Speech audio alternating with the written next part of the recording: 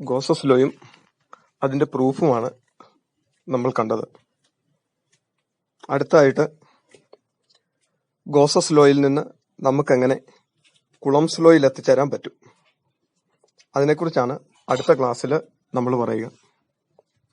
Gauss's law നമുക്കറിയാം, electric flux phi is equal to 1/ε0 into Q.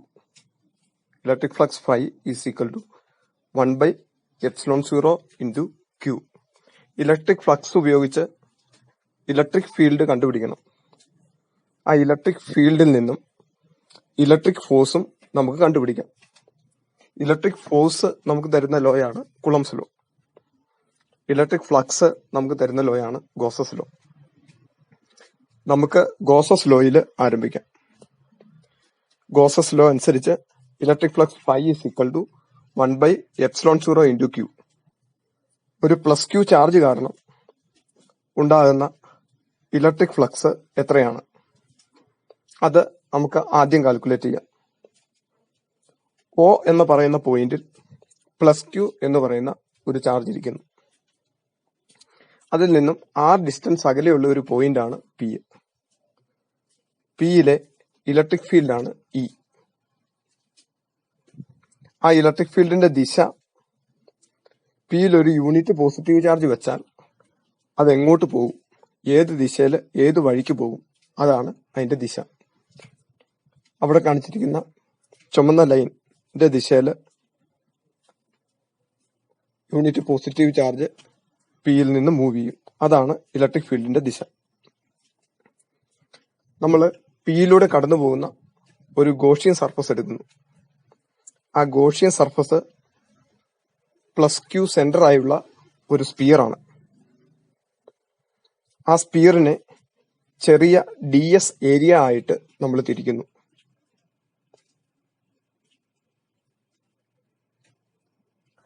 P centre ആയിട്ടുള്ള ഒരു ds ഏരിയയാണ് ഫിഗറിൽ കാണുന്നത്.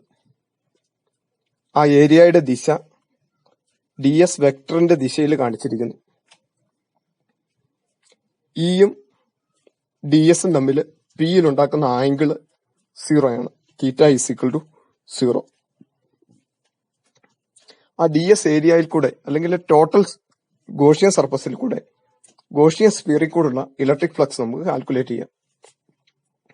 Electric flux phi is equal to surface integral E dot ds. It is equal to surface integral E cos theta ds. E constant ആണ്. Gaussian സർഫസിൽ electric field E constant ആണെന്ന് നമ്മൾ പറഞ്ഞു. തീറ്റ 0 ആണ്. It is equal to surface integral E ds cos 0, അല്ലെങ്കിൽ surface integral E cos 0 ds. Cos 0 1 ആണ്. ഈ constant ആണ്. ഇയെ നമുക്ക് വെളിയിലേക്ക് എടുക്കാം. It is equal to E into surface integral ds. Surface integral ds എന്ന് പറഞ്ഞാൽ ഗോഷിയൻ സ്പിയറിന്റെ സർഫസ് ഏരിയ ആണ്. അപ്പൊ നമുക്ക് കിട്ടും it is equal to E into 4πr². അതാണ് electric flux. Electric flux phi is equal to surface integral E cos theta ds. It is equal to surface integral E cos 0 ds. It is equal to E into surface integral ds. It is equal to E into 4πr². അതാണ് electric flux. By Gauss's theorem അനുസരിച്ച് flux phi is equal to 1/ε0 into Q. Phi എന്ന് പറയുന്നത് E into 4πr². E into 4πr². It is equal to 1/ε0 into Q. അതിൽ നിന്ന് നമുക്ക് E കിട്ടും. E is equal to 1/4π into ε0 Q divided by r². Left hand സൈഡിൽ multiply ചെയ്തേക്കുന്ന 4πr², അതിലെ 4π ഇപ്പറം കൊണ്ടുവന്ന ε0യുടെ സൈഡിലും r² ക്യൂവിന്റെ താഴെയും കൊടുക്കുന്നു. അപ്പൊ E is equal to 1/4πε0 Q divided by r² എന്ന് നമുക്ക് കിട്ടും. അതാണ് പോയിന്റ് ചാർജ് കാരണം ഒരു പർട്ടിക്കുലർ പോയിന്റ് പിയിൽ അനുഭവപ്പെടുന്ന ഇലക്ട്രിക് ഫീൽഡ് ഇയുടെ value. E is equal to 1/4πε0 Q divided by R square. ഒരു ക്യാപിറ്റൽ Q ചാർജ് നമ്മൾ പി വെച്ചാൽ, ഒരു capital Q unit positive charge വെച്ച് കഴിഞ്ഞാൽ ഈ ഇലക്ട്രിക് ഫീൽഡ് അനുഭവപ്പെടുന്നത്, ഇലക്ട്രിക് ഫോഴ്സ് അനുഭവപ്പെടുന്നത്, ഈ ഇലക്ട്രിക് ഫോഴ്സ് യൂണിറ്റ് പോസിറ്റീവ് ചാർജിന് അനുഭവപ്പെടുന്ന ഫോഴ്സ് ആണ് ഇലക്ട്രിക് ഫീൽഡ്. അപ്പം പി വെച്ചേക്കുന്ന യൂണിറ്റ് പോസിറ്റീവ് ചാർജിന് E is equal to 1/4πε0 Q divide by R square force അനുഭവപ്പെടും. ഇനി പിയില് ഒരു ക്യാപിറ്റൽ Q ചാർജ് ആണ് വെക്കുന്നതെങ്കിൽ, if a charge capital Q is placed at P, its force is given by the force on capital Q is given by the force on capital Q is given by capital F is equal to capital Q into E അല്ലെങ്കിൽ capital E into Q. Unit positive ചാർജിലാണ് capital E force അനുഭവപ്പെടുന്നത്. അങ്ങനെയാണ് capital Q ചാർജിൽ എത്ര force അനുഭവപ്പെടും? F is equal to E into capital Q, അല്ലെ capital Q into E. അപ്പൊ ഇയുടെ വില നമ്മൾ കൊടുക്കുന്നു. F is equal to 1/4πε0 small Q by R square, അതാണ് ഇയുടെ വില, ഇൻറ്റു ക്യാപിറ്റൽ ക്യൂ. അപ്പൊ നമുക്ക് എഫ് കിട്ടും. F is equal to 1/4πε0 small Q capital Q divide by R square. ഇതാണ് കുളംബ്സ് ലോ. നമ്മളിവിടെ എന്താ ചെയ്തേ? നമ്മൾ ആദ്യം ഒരു പോയിന്റ് ചാർജിന് ചുറ്റും ഉള്ള ഇലക്ട്രിക് ഫ്ലക്സ് കണ്ടുപിടിച്ചു. ആ ഇലക്ട്രിക് ഫ്ലക്സിനെ നിന്ന് ഇലക്ട്രിക് ഫീൽഡ് കണ്ടുപിടിച്ചു. ആ ഇലക്ട്രിക് ഫീൽഡിൽ നിന്ന് ഒരു ക്യാപിറ്റൽ ക്യൂ ചാർജ് അനുഭവപ്പെടുന്ന ഫോഴ്സ് കണ്ടുപിടിച്ചു. അതെന്തായിട്ട് മാറി? കുളംബ്സ് ലോ ആയിട്ട് മാറി. അപ്പം ഇങ്ങനെയാണ് നമ്മൾ ഗോസസ് ലോയിൽ നിന്ന് കുളംബ്സ് ലോയിൽ എത്തുന്നത്. അതിന്റെ അർത്ഥം എന്താ? ഗോസസ് ലോയും കുളംബ്സ് ലോയും ഇക്വലന്റ് ആണ്, ഒരേ കാര്യങ്ങളാണ്. ഗോസസ് തിയറത്തിൽ നിന്ന് എപ്രകാരം നമുക്ക് കുളംബ്സ് ലോ ഉണ്ടാക്കാം, അല്ലെങ്കിൽ കുളംബ്സ് ലോയുടെ എക്സ്പ്രഷനിലെത്താം, അതിനെക്കുറിച്ചാണ് കഴിഞ്ഞ ക്ലാസ്സുകളിൽ നമ്മൾ ഡിസ്കസ് ചെയ്തത്. ഇനി ഗോസസ് തിയറത്തിന് ചില ആപ്ലിക്കേഷൻസ് ഉണ്ട്. ഗോസസ് തിയറത്തിന്റെ ഏറ്റവും പ്രാധാന്യം അത് ഒരു പ്രത്യേക ചാർജ് ഡിസ്ട്രിബ്യൂഷനിൽ നിന്ന് അകലെയുള്ള ഒരു പോയിന്റിലെ ഇലക്ട്രിക് ഫീൽഡിനെ കണ്ടെത്താൻ നമ്മളെ സഹായിക്കുന്നു. Gauss's theorem is used to find electric field intensity at a point due to a particular charge distribution. Gauss's തിയറത്തിന്റെ ആപ്ലിക്കേഷൻസിലേക്ക് നമുക്ക് കടക്കാം. ആദ്യത്തെ application 1. Electric field intensity due to an infinitely long straight wire. Electric field intensity due to an infinitely long straight wire. Infinitely long ആയ straight ആയ ഒരു വയറിന്റെ അടുത്തുള്ള പോയിന്റുകളിൽ എത്ര ഇലക്ട്രിക് ഫീൽഡ് ഉണ്ടാകും, അത് കണ്ടുപിടിക്കാൻ വേണ്ടി നമുക്ക് ഗോസസ് തിയറം ഉപയോഗിക്കാം. ഫിഗറിൽ XY ഒരു infinitely long line of charge ആണ്, അതിന്റെ ഒരു ഭാഗമാണ്. ഇൻഫിനിറ്റ്ലി ലോങ് ആയ ലീനിയർ ചാർജിന്റെ ലൈൻ ഓഫ് ചാർജിന്റെ ഒരു ഭാഗമാണ് XY എന്ന് പറയുന്നത്. അതിന്റെ ലീനിയർ ചാർജ് ഡെൻസിറ്റി, ഈ ലൈൻ ഓഫ് ചാർജിന്റെ linear charge density lambda is equal to Q divided by L ആണ്. ലീനിയർ ചാർജ് ഡെൻസിറ്റി നമ്മൾ നേരത്തെ പറഞ്ഞു. Linear charge density is the charge per unit length. അപ്പൊ അതിന്റെ linear charge density lambda is equal to Q divided by L എന്ന് പറഞ്ഞാൽ അതിന്റെ അർത്ഥം എന്നാ? Q ചാർജ് ആണ് L ലെങ്ത് ഉള്ള ആ ചാർജ്ഡ് ലൈനിലുള്ളത്. ആ ചാർജ്ഡ് ലൈനിന്റെ L ലെങ്തില് Q ചാർജ് ഉണ്ട് എങ്കിൽ യൂണിറ്റ് ലെങ്തില് linear charge density lambda is equal to Q by L ആണ്. അത്രയും ചാർജാണ് യൂണിറ്റ് ലെങ്തിലുള്ളത്. Linear charge density lambda is equal to Q divided by L. അതിൽ നിന്ന് ആ ഡിസ്റ്റൻസ് അകലെയുള്ള ഒരു പോയിന്റ് ആണ് P. ആ ലൈൻ ഓഫ് ചാർജിൽ നിന്ന് ഒരു സ്മോൾ ലെറ്റർ ആർ ഡിസ്റ്റൻസ് അകലെയുള്ള ഒരു പോയിന്റ് ആണ് P. പിയും കണ്ടു കാണും, അതിലേക്കുള്ള ഡിസ്റ്റൻസ് ആറും കണ്ടു കാണും. ആ പിയിലെ ഇലക്ട്രിക് ഫീൽഡ് ഇന്റൻസിറ്റി ആണ് നമുക്ക് കണ്ടുപിടിക്കേണ്ടത്. ഇലക്ട്രിക് ഫീൽഡ് ഇന്റൻസിറ്റി കണ്ടുപിടിക്കാൻ വേണ്ടി നമുക്ക് ഗോസസ് തിയറം അപ്ലൈ ചെയ്യാം. ആ പിയില് ഉള്ള ഇലക്ട്രിക് ഫീൽഡ് ഇന്റൻസിറ്റി E ആണെന്നിരിക്കട്ടെ. E ആണ് പിയിലുള്ള ഇലക്ട്രിക് ഫീൽഡ് ഇന്റൻസിറ്റി. അതിന്റെ ദിശ, പിയിൽ ഒരു യൂണിറ്റ് പോസിറ്റീവ് ചാർജ് വെച്ചാൽ അതെങ്ങോട്ട് പോകുന്നോ ആ ദിശയിലായിരിക്കും. അപ്പൊ പിയിൽ ഒരു യൂണിറ്റ് പോസിറ്റീവ് ചാർജ് വെക്കുക, അതെങ്ങോട്ട് പോകുന്നെന്ന് നോക്കുക. എങ്ങോട്ട് പോകും? ലൈൻ ഓഫ് ചാർജിന് പോസിറ്റീവ് ചാർജ് ആണ്, അതുകൊണ്ട് പിയിൽ യൂണിറ്റ് പോസിറ്റീവ് ചാർജ് വെച്ച് കഴിഞ്ഞാൽ അത് റിപ്പൽ ചെയ്ത് ലെഫ്റ്റിലേക്ക് പോകും. അപ്പൊ ലെഫ്റ്റിലേക്കാണ് ഇലക്ട്രിക് ഫീൽഡ്, ആരോ കാണിക്കുന്ന ദിശയിലാണ് ഇലക്ട്രിക് ഫീൽഡ് ഇന്റൻസിറ്റി. ഇപ്പൊ ഗോസസ് തിയറം അപ്ലൈ ചെയ്യണമെങ്കിൽ നമ്മളൊരു ക്ലോസ്ഡ് സർഫസ് അസ്യൂം ചെയ്യണം. ആ ക്ലോസ്ഡ് സർഫസിന് നമ്മൾ പറയുന്ന പേരാണ് ഗോഷിയൻ സർഫസ്. ഇവിടെ ഗോഷിയൻ സർഫസ് ആയിട്ട് നമ്മൾ എടുക്കുന്നത് ഒരു സിലിണ്ടർ ആണ്. Line of charge X by axis ആയിട്ട് വരുന്ന ഒരു സിലിണ്ടർ, ഒരു ഇമാജിനറി സിലിണ്ടർ ഗോഷിയൻ സർഫസ് ആയിട്ട് നമ്മൾ അസ്യൂം ചെയ്യുന്നു. ലൈൻ ഓഫ് ചാർജ് ആണ് ആ ഗോഷിയൻ സിലിണ്ടറിന്റെ ആക്സിസ്. അതിന്റെ റേഡിയസ് ആർ ആണ്. ആ ഗോഷിയൻ സർഫസിന്റെ റേഡിയസ്, ആ ഗോഷിയൻ സിലിണ്ടറിന്റെ radius.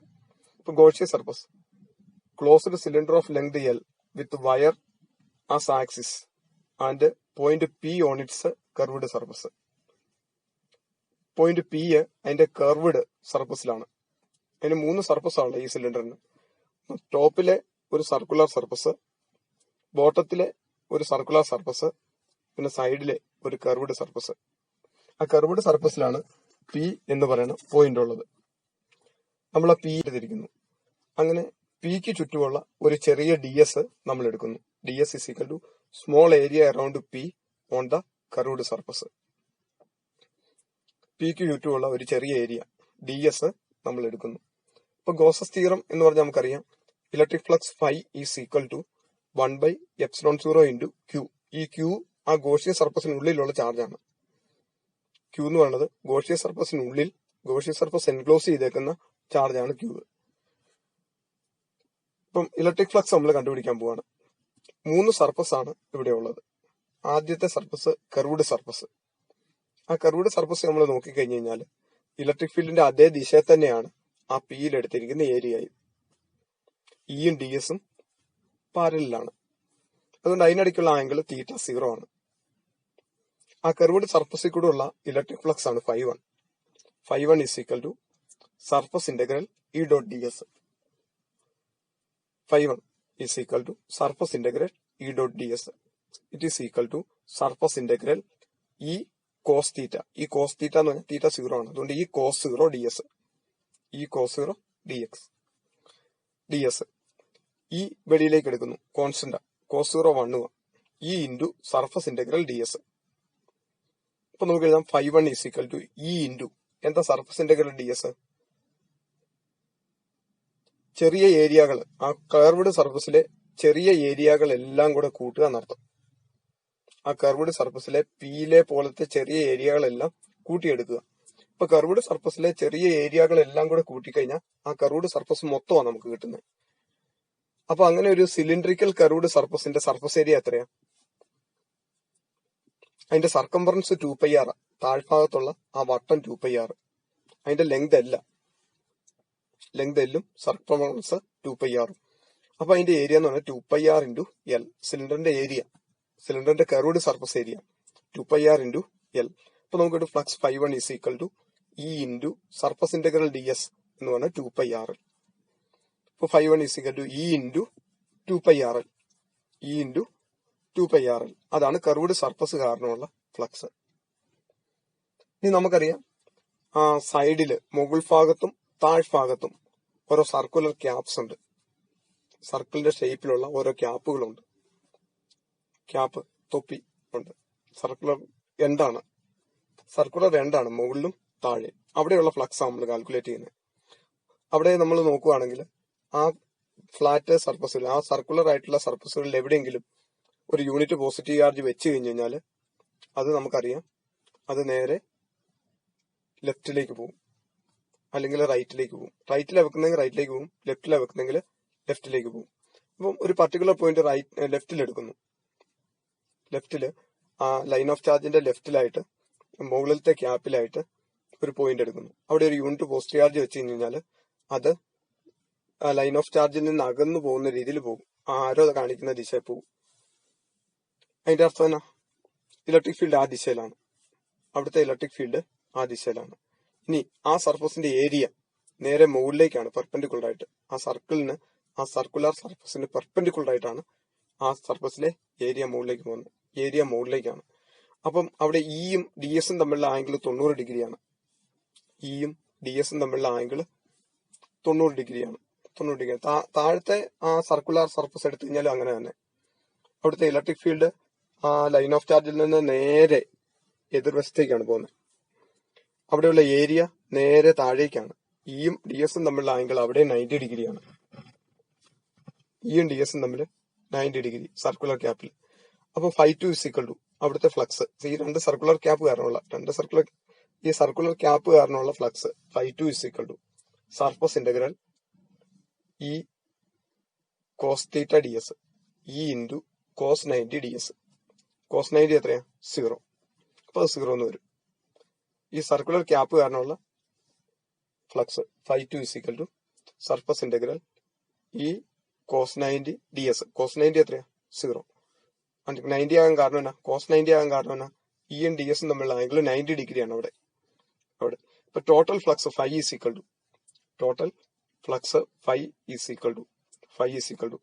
φ1 plus φ2. Total flux φ = φ1 plus φ2. φ1 എന്ന് പറഞ്ഞാൽ കർവ്ഡ് സർഫസിന്റെ, അത് ഇ ഇൻറ്റു 2πRL. φ2 എന്ന് പറഞ്ഞത് രണ്ട് സർക്കുലർ ക്യാപ്പിന്റെ. ഒരു സർക്കുലർ ക്യാപ്പ് കാരണം തീറ്റ 90 വരുന്നത് കാരണം 0 ആയി വരുന്നത്. അതുകൊണ്ട് രണ്ടും കൂടെ ഒരുമിച്ച് എടുത്താൽ മതി. രണ്ടിന്റെയും കൂടെ ടോട്ടൽ ഫ്ലക്സ് എന്ന് പറഞ്ഞാൽ 0 ആണ്. പറഞ്ഞാൽ സർക്കുലർ ക്യാപ്പിലൂടെ ഇലക്ട്രിക് ഫ്ലക്സ് ഇല്ല, ഇലക്ട്രിക് ലൈൻസ് ഓഫ് ഫോഴ്സ് പോകുന്നില്ല. അപ്പം ടോട്ടൽ ഫ്ലക്സ് φ = φ1 പ്ലസ് φ2, അത് ഇ ഇൻറ്റു 2πRL. അപ്പൊ ഇലക്ട്രിക് ഫ്ലക്സ് കണ്ടുപിടിച്ചു.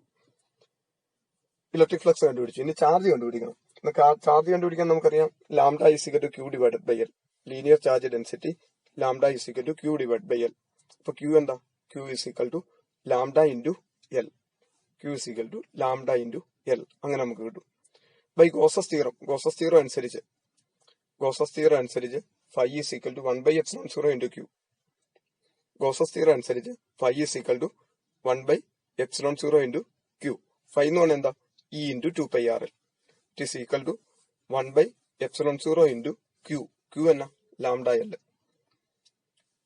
E into 2πRL is equal to 1/ε0 into lambda L. അങ്ങനെ നമുക്ക് കിട്ടും. അപ്പൊ നമുക്ക് എന്ത് കിട്ടും? ഇ ഈസ് ഈക്വൽ ടു, ഇതിൽ ഇലക്ട്രിക് ഫീൽഡ് കണ്ടുപിടിക്കാം. ഇ ഈസ് ഈക്വൽ ടു എല്ലും ക്യാൻസൽ ആയി പോകും, രണ്ട് സൈഡിലും എല്ലും ക്യാൻസൽ ആയി പോകും. പിന്നെയുള്ള 2πR താഴോട്ട് വരും. 2πε0 അടുത്തും 6 ലാംഡയുടെ താഴെ എഴുതും. അപ്പൊ E is equal to 1/2πε0 into lambda divided by R എന്ന് നമുക്ക് കിട്ടും. E is equal to 1/2πε0 into lambda divide by R. അതുപോലെ നമുക്ക് കിട്ടും.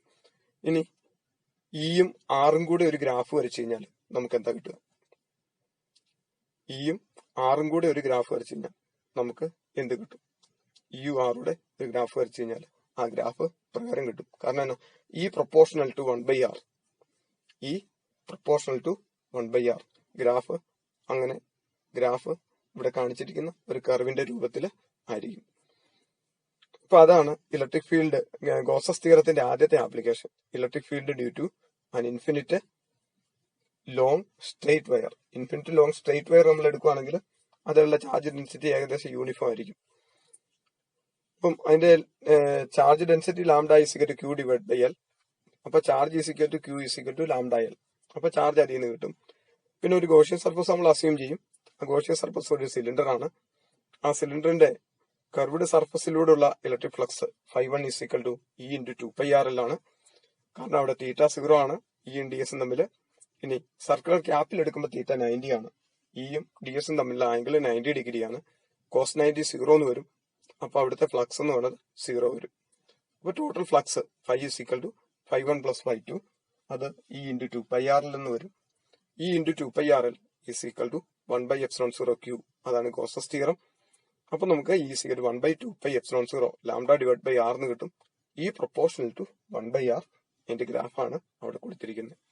ഗോസസ് തിയറത്തിൽ നിന്ന് എപ്രകാരം നമുക്ക് കുളംസ് ലോ ഉണ്ടാക്കാം, അല്ലെങ്കിൽ കുളംസ് ലോയുടെ എക്സ്പ്രഷനിലെത്താം.